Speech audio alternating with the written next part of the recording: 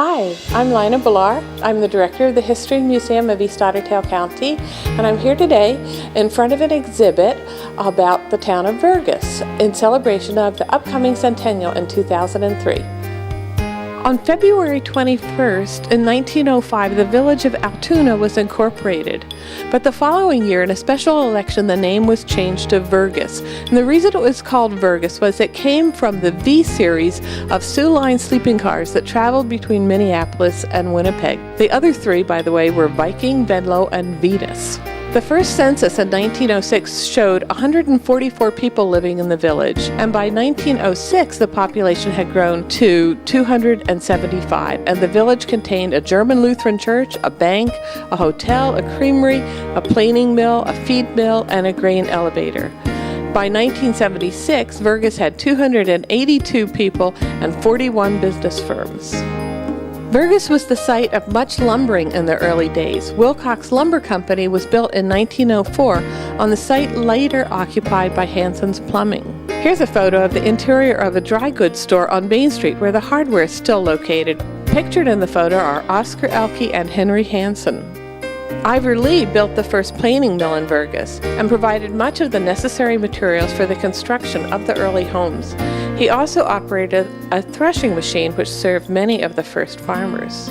And here's a picture of the first grocery store, Peterson and Nesbitt General Merchandise. Pictured there are James Nesbitt, Charles Peterson, and Olive Nordgren. Other businesses in Vergas included a meat market, Bill Frazanke's Cutting Ham and H.F. Heinz Market here. And then there was a meat market in the Radisson Hotel with Herman Schatzschneider pictured here behind the counter. This picture was taken about 1930. And in 1912, Leonard Lee opened a garage in Vergas. He was also a member of the Vergas Fire Department, an active member of the community until entering the Army during World War I. But it wasn't only work that brought people in Vergas together. There was times to play. This Vergas baseball team defeated Perham on July 22nd in 1951, and the score was 7-2. The lakes played an important part in the development of the area. Here's a picture of Oak Lodge on Lake Lyda about 1911. And of course, in wintertime, the lakes are still useful. Long Lake in Winter features Jeanette Brune, Herman Weiss, Tom McCullum, Otto Hartun, and Albert Kratzky out there fishing. Vergas School District number 268 held its first classes in a small building that had formerly been a blacksmith shop. And in 1905, a two-story, two-room school was built, but more space was needed, and by 1917, a matching addition was added. This is a picture of the school with the 1917 addition. Built in 1886, the United Methodist Church building was moved from Pelican Rapids to Vergas in 1911. There's a little bit of information here in the display at the museum, but there's a lot more information about Vergas on our website at www.historymuseumeot.org. In addition to factual information, historical information that you can find, there's also an index to historical photographs. And when I checked it this morning, there were 105 photographs of Vergas on our website. So be sure to check that out. In addition to looking for other information about Vergas, be sure to check out their website, vergasmn.com. Another great source of information about Vergas is right in the town itself at Hanson's, where Rodney Hanson has collected a huge amount of photographs that you can look at and put together a book called A Collection of Memories. My dad, he had a planing mill in Vergas, and he did a lot of the woodwork for homes. Some of it's in this house. He did the fancy banisters and moldings and things. And when I was about, I would say, 4 years old, he lost his 3 fingers in the planing mill, so he had to give it up. And that was quite a blow with a family to feed. But he coped very well. He was then hired as a janitor. In those days they called it a janitor of the school. Now it's a engineer, maintenance engineer. So he liked to work with wood, of course, and he did a lot of building of, he made cabinets for our home. I remember there was one nice china cabinet that he made. And then he went into building boats. He made beautiful wooden boats. They were round bottom. He did flat bottoms, but those were not his favorites. He made round bottom boats, and there were two families that lived at Loon Lake at that time. One was a family was a Walker family that built the cottage that's still out on Loon Lake that Dick Peterson still owns. And then the other was Stevens. He was a broker. And those two would insist on my dad's boats. They were beautiful. They were highly varnished, and he was very meticulous about what he produced. Also repaired clocks. We had a clock in every room, and one time Hans Michaels, who lived up at the top of the hill, came down to pick up a clock that he'd left for 3 days with my dad, and he said, well, Ivor, did you get my clock fixed? And he says, yeah. He said, I had to make a few new parts for it, but it's all ready. And he said, well, how much do I owe you, Ivor? And he says, well, do you think 25 cents is too much? I was born out at Lake Lida, just beyond what is now Rotsey Camp. And we moved from there into Vergas in 1908 when I was just a baby. I may have been a year old, I'm not sure, but I'm pretty sure it was that I was just a baby, because I can remember being in my mother's arms in a blanket, seeing nothing but the clouds in the sky for a long, long trip. And we finally got to this farmhouse, and I'm the youngest of 13 children, and the older ones in the family were working, and I think 2 or 3 of them were married at that time. But we still had a large family to move into that little farmhouse. I remember vividly the houses. This house at that time was owned by Charles Peterson. He was a banker and also the grocer in town. And the Nesbitt house, which is the one that Kurt Fancanel lives in right now, was owned by and lived in by the James Nesbitt family. And then we lived up at the Riemann farm for, it must have been about 4 or 5 years, and then we moved down into what was considered the oldest house in Vergas. It may have been the second oldest, I'm not sure, but it was the log house. And that's actually where I grew up, is in that old log house. I went to this little school right next door here, which is now, it's been changed. It was a 2-story school, which later was remodeled and doubled in size. But when my dad started being there, was the janitor there, it was just the one room downstairs and the one room upstairs.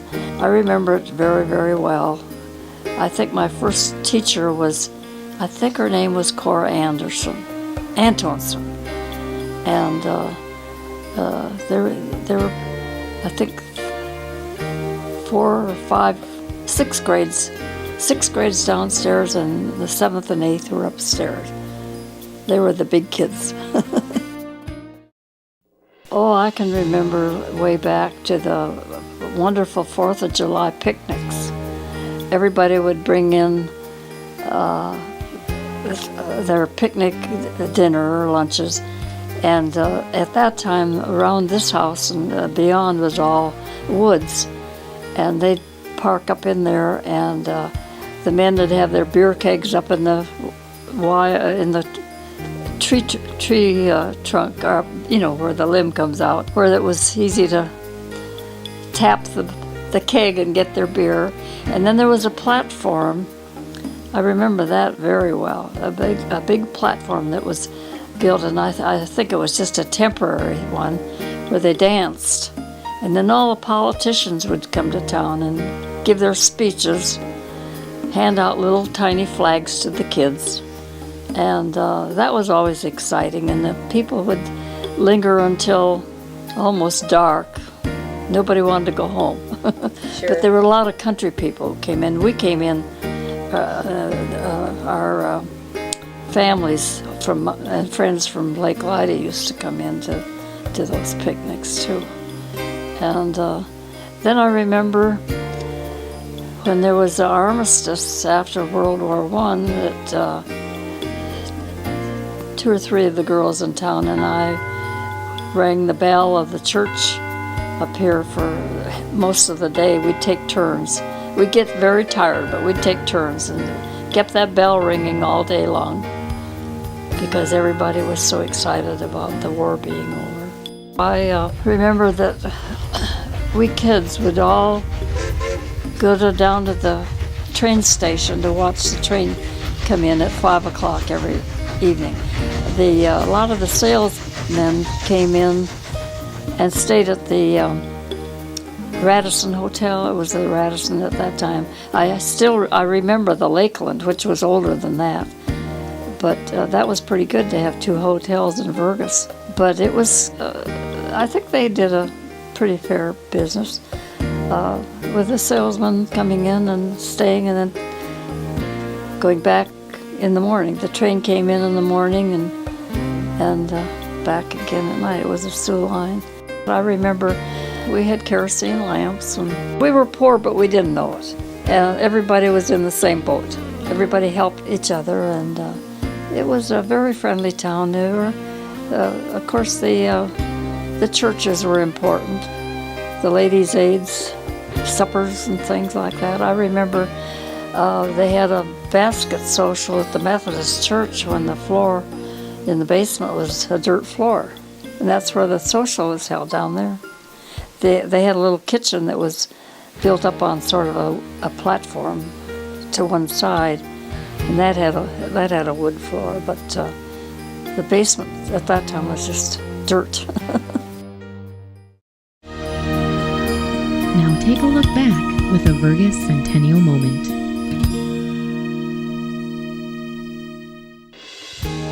Some people don't realize the history that we have of the creamery in Vergas. The building you see now, which is was a liquor store with the gift shop upstairs, was the Vergas Creamery. And if I remember right, it was built, I'd say about 1928. So when I got here in 1933, it was only about 4 or 5 years old. And the creamery was really the heart of the town. The farmers from around would bring in their milk to be, actually their cream, to be made into butter. And they'd bring it in with teams, or they'd bring it in with old cars, in 5 and 8 gallon cans, and they'd push it into the west side of the creamery, and inside Ole Olson was the butter maker, and he'd collect it and they'd put it in big vats and make butter out of it. And a lot of butter was shipped out of Vergas. They sent out whole carloads, and it was called Gold Brick brand butter. And when you talk about the butter maker in town, he was sort of a professional. He was sort of the big shot, just right next to the preacher and then probably the doctors. You know, he was the main part of the town. And of course, that fell by the wayside, and the creamery became a liquor store. It became a community building. The city owns it. But before that creamery, there was a creamery up the railroad tracks. I can't think of which way to tell you, because that's south of here. And that was a frame building, and that's still there. And the Zitza was having part of their operation out there. One of the Zitza boys lived there, but that was the first creamery I heard about. Some people ask questions about the hotel here in Vergas, the little Radisson Hotel. It was a real popular place when I first got here in the 30s. Reading the history of it, I see it was built in 1912, and I believe it burned up about 1939, I think was the year it burned up. It was a two-story building located right where the post office is now, which was adjacent to my dad's hardware store. And it had quite a history, because there was a gathering place for people passing through, people that came up here to go fishing. They'd stay in the hotel at night. Salesmen would come from other towns, and they'd stay overnight here and then call on the merchants the next day. And it also was a place for a couple of people to call their home year-round. They just like they boarded there. And Mrs. Prisky, Andrew Prisky and his wife ran it. She would make meals for people, not only the ones that stayed there, but people who walked off the main street and come in there. And they served beer there before Prohibition. And on that same location, there was a hotel before, but that too burnt up. That was the OK Hotel. And then there was another hotel in town down by the railroad tracks. It was called the Lakeland Hotel. But the Radisson Hotel was the last one to go. And the name Radisson, some people laughed at because there was a big Radisson down in Minneapolis, but this was a little Radisson. It was a two-story frame building. I stayed there sometimes with my friends who owned it at one time. And it had rope hanging by each window with knots in it to get you down in case of a fire, you know. And it had no bathrooms inside, no running water.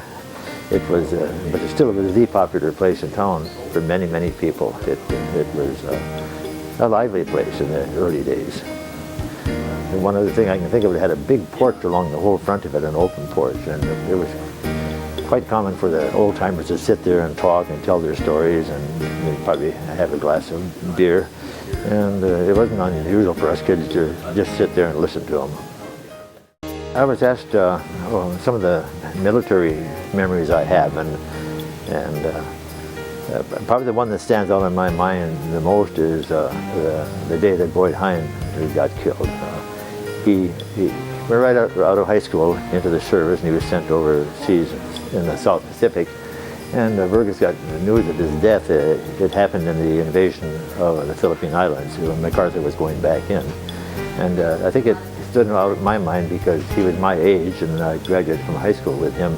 And he had family in town. His sister was, who is now Mrs. Jane Bruin, and Patty Elke, that's his sisters. And he was the first fatality of that war on Main Street in Vergas. And I've written some stories about that, but he was quite a star in high school in Prairie Z, and he was a star here in Vergas.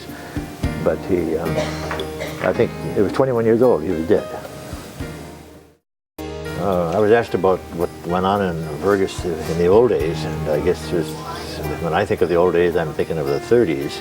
Main Street was very active in those years, and especially on Saturday night. People would come to town, they'd park their cars diagonally. The ladies would go to the grocery store and bring in their eggs for candling, and the men would go to the beer hall. And many nights there were dances, just about every night, year-round, in Frank Candle's Hall. And some of the things I think about, there was, as kids, we would shine shoes in Vergas. Can you believe that? Have a shoe shine stand on Main Street for the guys that wanted to be classy when they went in the dance hall. And we'd sometimes some singers would show up from other towns, and quite often it was a religious group that sort of did a little preaching and singing on Main Street. That was part of it, and it was an exciting time, especially for us kids. And we weren't so restricted as they are some days. Now we'd go in the pool hall and shoot pool, and we'd walk in the dance hall and sit up on the stage and watch the people dance, and then we'd wander on up someplace else on Main Street and sort of try to be a part of the activity, although we were probably only 8, 9 years old. Now take a look back with a Vergas Centennial moment.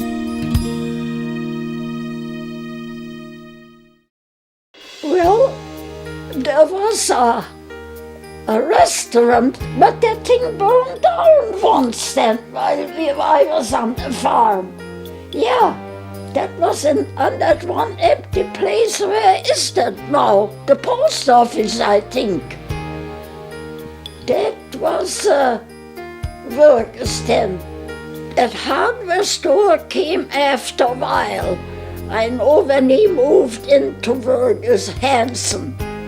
Then after some years, then they came moving and started the hardware store. And been there ever since. I guess he makes it. It didn't get much bigger, Vergas didn't get, you know. It is about the same. We had a dance every Saturday night. in Vergas is now in building stadium where they have, they sell beer, you know, and that. We had that then in Vergas every Saturday night. And my husband, my girls were then, well, smaller girls, you know. And they liked to go and dance there and watch them and do like the others do. My husband took us, we older ladies sat and watched the kids and the kids danced. That was the fun that they had. And then they had a free movie too, once a week, I think it was. That was the fun they had. And then the barn dances, people from that built new barns, they put up dances around Vergas, and when we heard of it, my girls wanted to go. They were just that age, you know. My aunt and uncle, they didn't have children, and they want us to come here and stay with them. Both of us. She was 17 and I was 15. And so we did, came to United States. But we had to turn that all into English now, see? And we both started out and came over here. Well, real good education there in Germany. We graduated from the country school. And both of us, we was already graduated when we came here from our country school in Germany. We had 8 years of school there, and real good school. Well, then of course I had to take that all over into English, see? And I went to the school in the Flanders country, and I had real good school. I was a really good teacher. I forgotten her name. We sold milk, and they came and got the milk, a truck, and hauled it into Perm. I guess it went our milk, and that's how we made our money. See, we got money that way. Sold the milk first, and then it was cream. We just sold the cream from the milk, and that's how we farmed. And then, and of course, my husband died. I was just 40 some years old. 40. He was only 50 years old, and he died.